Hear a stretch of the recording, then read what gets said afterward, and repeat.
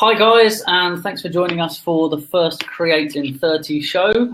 This show will outline the forthcoming show broadcast that we will be doing on a weekly basis. That's myself, Tristan, and the lovely Sarah Moore, who's joining me as the co-host for this show. This is a pretty rapid-fire show. It is cut right down to 30 minutes. It's very strict on the 30 minutes. If we get to the end and we haven't finished, that'll be it, and we'll hold it over till the next show. We're going to show you how to create really good, compelling content for online. But before we start with that, we're going to discuss why you need to create compelling content, what creates compelling content, and how to use it best. We're also going to touch on to, as you can see from the title of this blab, we are going to be discussing repurposing your content afterwards with the purpose, and we're going to live and breathe exactly what we're talking to you about today, in the fact that within this 30-minute segment, we are going to create content from within the broadcast that will be out on every social media platform within an hour of the end of the broadcast. So there'll be stuff on Instagram, there'll be stuff on Twitter, there'll be stuff, obviously the replay would be here on Blab, we'll be putting video content out. So you should be able to go to any social media platform and put in Create in 30, that's CRE, the number 8, IN30, on any platform and find some form of content within an hour of the end of the show.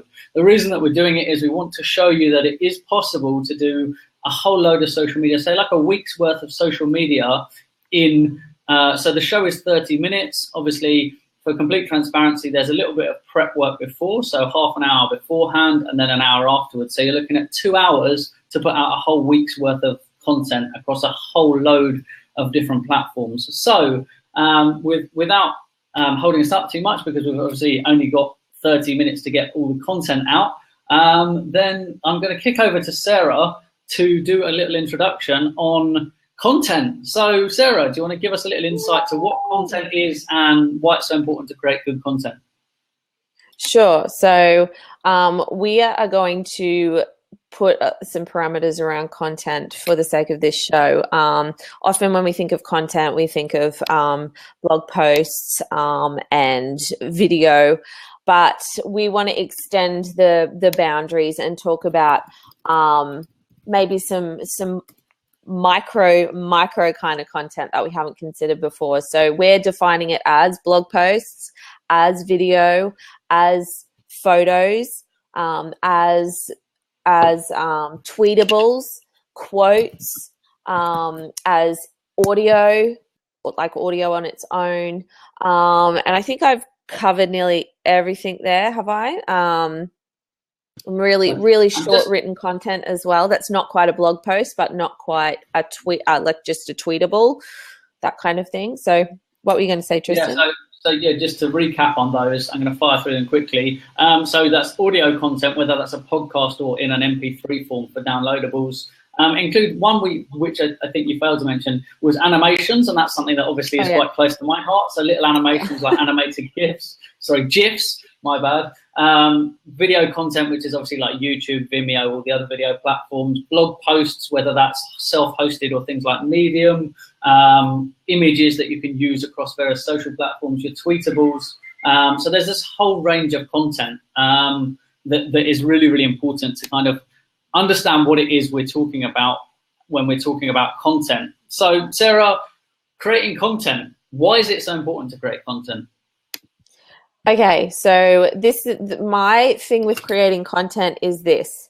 If we're not creating content, then no one can share our content. And if no one can share our content, then we're not being visible. And if we're not being visible, then our clients and our customers can't find us. And if they can't find us, then we're not going to make any sales. And that's pretty much my front to back kind of story about why we need content.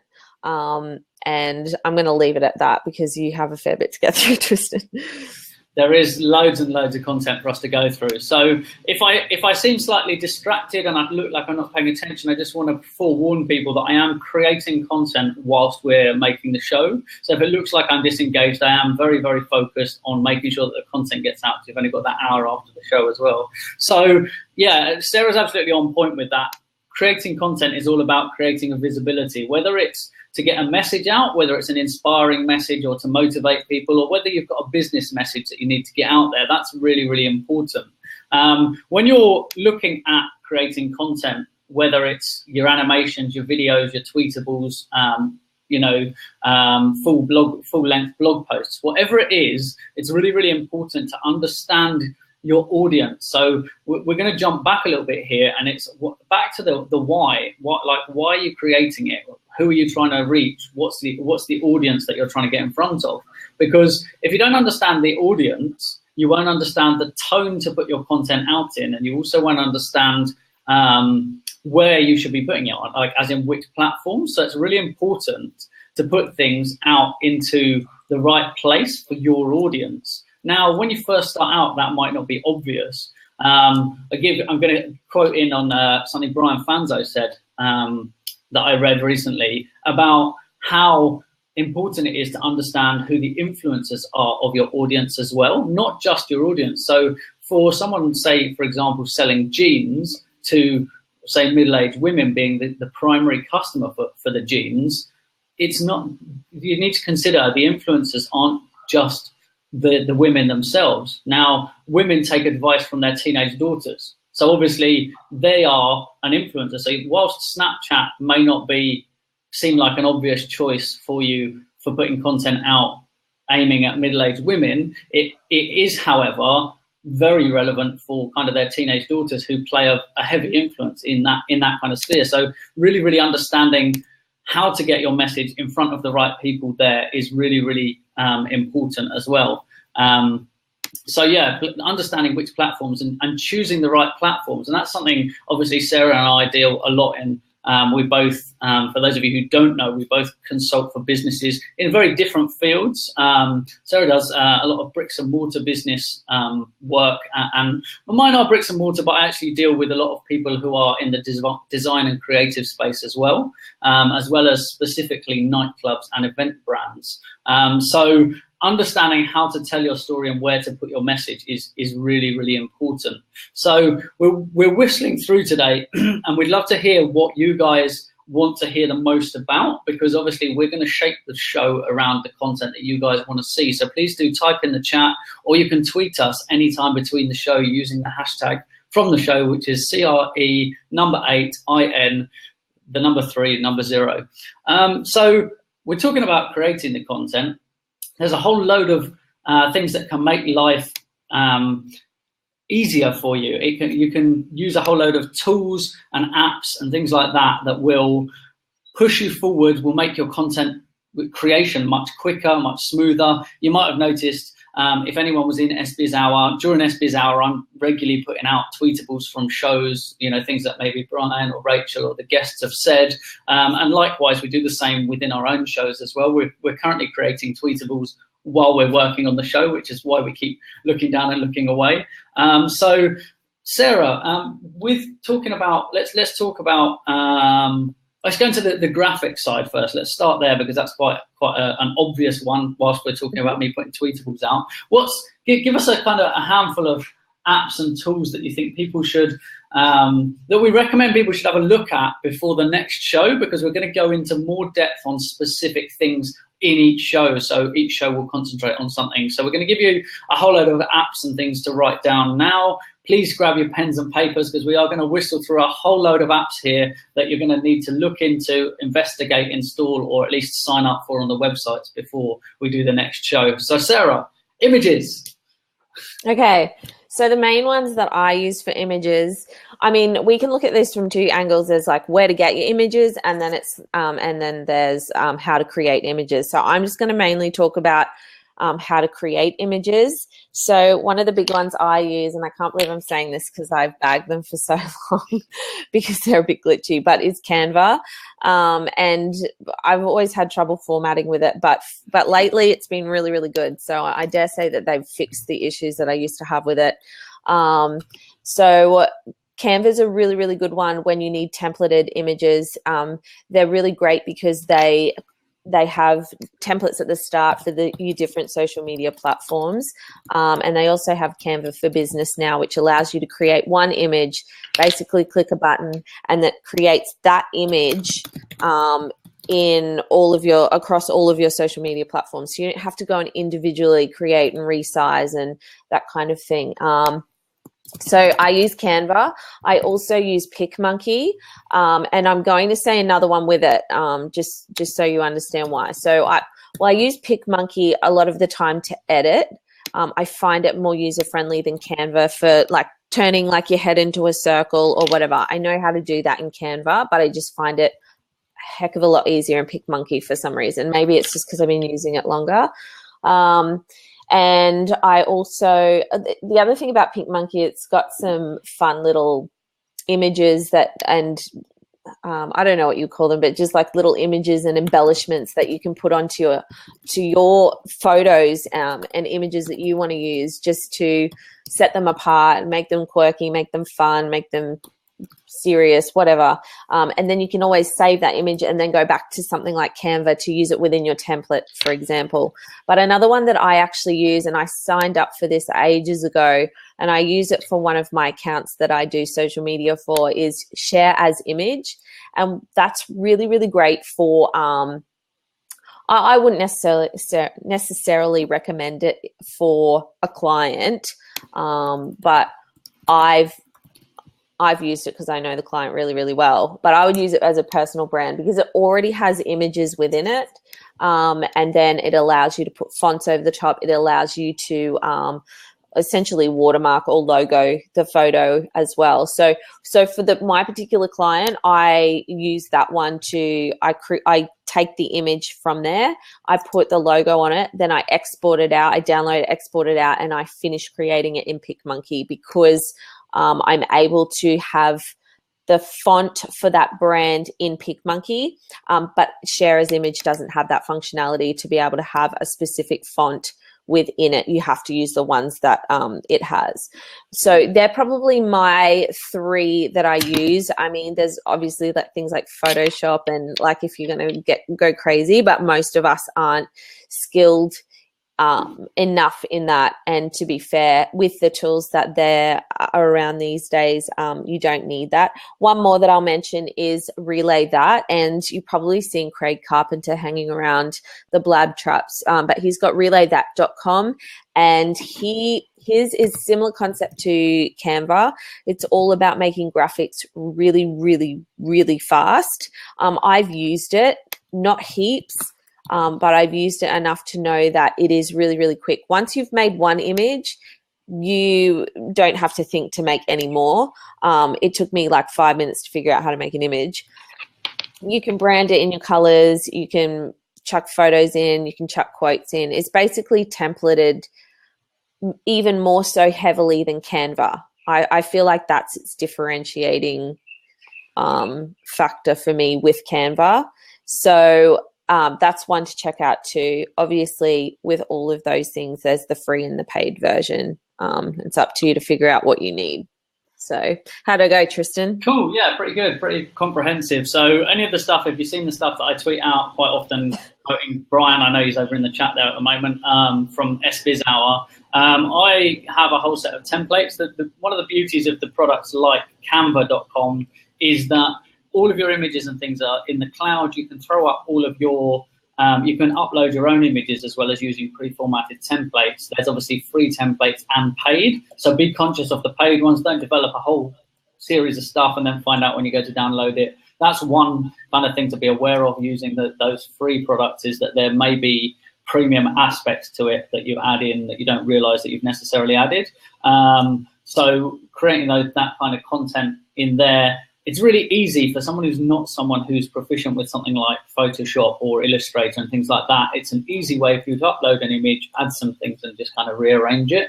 Like Sarah said, it does have its little quirks, as with most tools, but it is definitely worth having a look at that. Canva's kind of a go-to. For me, here's one I'm going to recommend for anyone who's on iOS. I'm not sure if it's on Android. There's a product called Typorama, which for me, I love putting quotes over images. And as a photographer, I'm quite lucky in the fact that I have a lot of my own images. I do a lot of screenshots and things like that. So Typorama for me on the iOS is definitely one I would highly recommend. There's a free version and a premium version. Premium version just unlocks more functionality for it. And what it allows you to do is it allows you to create amazing graphics for anything that you're trying to promote, and it also within the app has some great functionality, which actually I'm going to jump into. We weren't going to jump into certain bits of it today, but I am actually going to show you guys quickly. If you've seen any of the graphics that came up, for example, if you've seen this graphic online, this was all done in Typorama. So when you open it up, it actually gives you exact sizings for the different platforms as well. So it's a brilliant thing for on the go, all that time that you could, when you're on a bus or you're waiting in a queue for something, waiting for your coffee, whatever it is, you can quickly load up an image. And this is something I'm going to go on to with creating great content, is it's really, really important to think about creating content all the time, whether it's, you're walking in the park. I saw a brilliant one. Sarah's a brilliant example of this, is that she takes photos all the time when she's out. And I think it was Poppy playing in the park. That was one I saw recently. And it was a quote that went really well with the image. So remember to take a lot of photos, because you don't know what your tweetables are going to be later. So taking pictures of, a dog in the park, just a bench, a tree, just having a lot of stock images. I mean, the quality of phone cameras is so good now that it's important to stockpile that ready for creating good content later. It's kind of a given that there's some images free, but you don't want to look the same as everybody else, because it's how do I stand out from the noise, is taking your own stock images. So, and pretty much everybody is carrying a phone around with them. In fact, this image that you see here, if I was to, I'm wired in fact, I can show you. If I do this, you'll see that it was taken on this desk.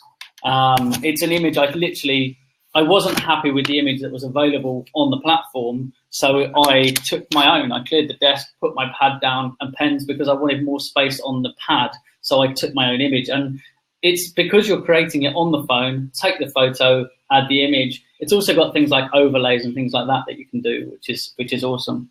I'm conscious that we're focusing a lot of time in images today. I just wanted to go on to why we should look at, because we've got about 10 minutes left. I want to make sure that we cover all the bases, and then next week we'll go more in depth with a single element. So talking about repurposing audio, Sarah, let's have a chat about what the options are really, I guess, for that, and kind of let's throw a few options up and see what comes about from the conversation. Sure. So if you're talking about creating audio on its own, the two main ones that sort of come to mind are podcasting, putting that on iTunes, and SoundCloud as an option. So just to expand on that a tiny bit, you can do on Blab, you can separate the video from the audio as well. So that's just, you don't need to just do audio. I'll just add this. I've always been put off by podcasts, always, because I'm such a visual person. I like to read people. I like to see them. And I know, I'm like, when the hell would anyone listen to a podcast? Even though I used to listen to them all the time on the train. But there's your answer. Or when you're exercising and that kind of thing. And but I just wanted to say that I do love the functionality that you can rip audio from video, or you have the option to kind of watch the video as well, because some people do love the format of audio because they don't get a chance to sit down and watch. If you have young children around, that kind of thing, it's much easier to probably have one of these in your ear and the other one out, so you can be multitasking, than it is to sit down and watch a video.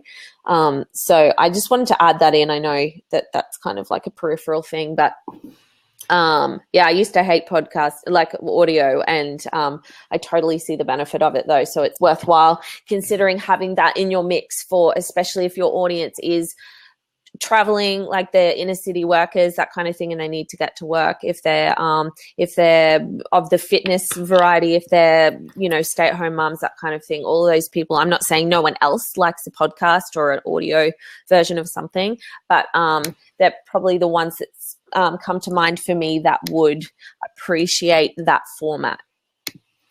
So I'm going to throw a little bit of a curveball here on the audio side of things, and it's a thing because I'm from the music industry. This is a really massive thing in the music industry. Is if you've ever Googled a music track, one of the top results, because obviously the results are weighted towards videos now, and Brian put in I think it was 72% by 2017 of the internet will probably be video, because it's so easy to create and people don't feel less pressure than having to sit down and write a blog.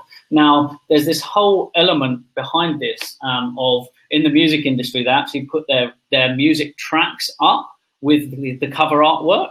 Now, there's a really good reason for putting audio onto YouTube. YouTube is the second biggest search engine in the world, obviously behind Google itself, owned by the same company. Now, if you want to take it to the next level, putting that up with a full transcription of the audio makes you an absolute killer for that piece of audio, for that topic. It's a really good way to position yourself as an expert for whatever the topic is you're talking about within that audio.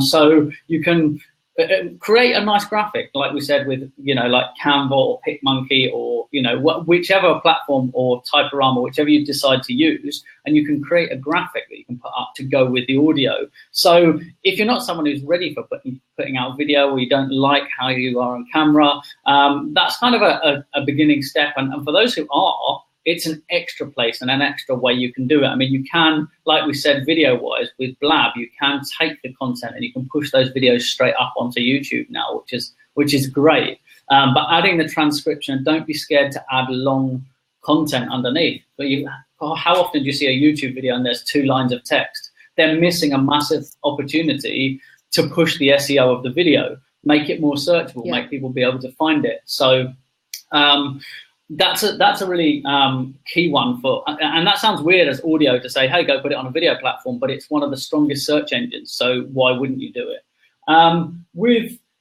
So we talked about the audio through podcasting and stuff, and I know that Sarah said about people wanting to listen to stuff. Like this morning, as an example, if anyone follows me on Snapchat, they'll know that I was actually watching it was a Tony Robbins, and it was an audio only. It was someone had uploaded it, and it was an audio only with the image of the thing while I was exercising. And that's a really good way. Some people run videos and stuff in the background, so don't think people won't just listen to the audio from a video as well. So if we upload this video, some people will find it on YouTube, and they're more likely to find it if you create the text content that goes with it. So obviously, you don't want to go through and transcribe all of that. So there's other ways you can do this. And this was my killer tip for the week, which Sarah is smugly smiling about because she saw me testing it the other day, is for anybody who uses Google Apps, there's a brand new feature for Google Apps. If you're in Google Docs, and this will save you a horrendously large amount of time, is you can actually now dictate straight into Google Docs. So you talk and it writes for you, which of course, as you know, how much content we've delivered in the last 27 minutes, you imagine how much typing that would be. And if you see Jess in the chat there, I think she's in as Dreamer today, Dreamer448, she transcribed something for me and she said it took forever. And she's really, really happy to know that Google is going to be doing that for her now. There's other things that you can use as well. I've got a piece of software called Drag and Dictate. If you're doing a lot of it, it is a better platform for doing it because it is specifically for that purpose. And it also allows you, I quite often multitask. I might be sat watching a Blab typing here, and I can actually write my book, which I'm in the middle of writing, on the other computer by dictating it, as long as your brain can focus on doing the two things. So things like Drag and Dictate, and also Google Docs. And Google Docs is, for the whole suite, is I think it's just under $5 or £3 in the UK to run, and that's per user. So if you're working on your own, that's a really good one. So with 3 minutes to go, 5 minutes. Oh, good, we've still got 5. So with 5 minutes to go, Sarah, what's your kind of key takeaways for creating good content? Let's go through, if you had to give it in like a 5-step, like how would you go about creating content in 5 steps? 5 steps. Oh my gosh. I'm doing this. First of all, decide to create the content, because we all want to be content creators. That's how we've got to do it today. But most of us think about it and don't action it. Secondly, prepare. So if you're going to do something like this, I think it's too hard to how to create all content in 5 steps. but let's just go with a platform like this, for example. So the second one is prepare. So turn on your dictation software if you want. Create templates for your tweetables, for your quotes, that kind of thing. Begin your blog post before you start, because if you're creating a show, you're going to know the content in it already. So you can start a framework there, even if it's just bullet points, even if it's just key points, because you're not confident writing a blog post and you don't want to have to go back and edit it. And obviously this takes the audio, so you don't need to worry about that so much. And then after that, you need to execute straight away. I would make sure that I would go and put my tweetables straight into the quotes, start pushing them out. And fifth, I would schedule everything after that. So if you've got something like Buffer where you can schedule out for a week, that kind of thing, I would do that. So decide to create the content, then prepare, then create the content. I've missed something. No. And then execute, and then put it into Buffer so that it goes out over the rest of the week. Cool. And that actually quite neatly wraps into the last piece, which I could go through my 5, but I think you've pretty much nailed it, is making sure that you're prepared all the way through and taking action is the most important thing. And that's the reason we're keeping these exactly to 30 minutes, is so that people can come back and watch these to get in-depth knowledge for each element as we build the series, so that people can see what content there is. Like, oh, I really want to know how to write a really good blog post. How do I do it? I can watch a 30-minute show or listen to it as audio to see how that goes.